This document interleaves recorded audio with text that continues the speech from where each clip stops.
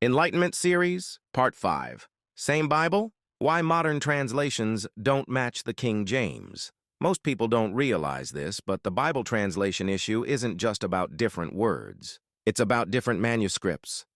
The King James Bible was translated using the Masoretic text for the Old Testament and the Textus Receptus for the New Testament. These were the most trusted and widely used manuscripts in the Church for centuries.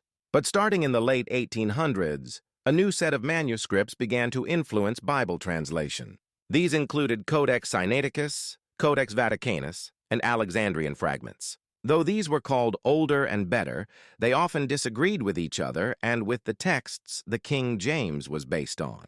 That's why modern Bibles like the NIV, ESV, and others sometimes leave out verses, change wording, or add footnotes like, "This verse does not appear in the earliest manuscripts." Now here's something even more important. Even with discoveries like the Dead Sea Scrolls, most modern Bibles still don't return to the same manuscript foundation the King James was built on. The Dead Sea Scrolls mostly confirm the accuracy of the Masoretic Hebrew text used in the King James. But modern translators often prefer the Greek Septuagint or critical editions that don't always agree with the Hebrew. The Ethiopian Bible preserved books like Enoch and Jubilees, but those were never considered part of the inspired canon by the early church or the apostles.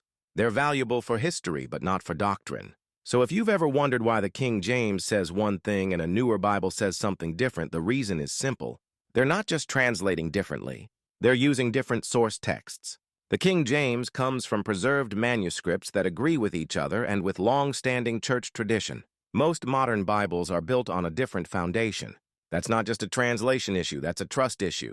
Before we compare the words, we need to ask a more important question. Are we even starting with the same Bible?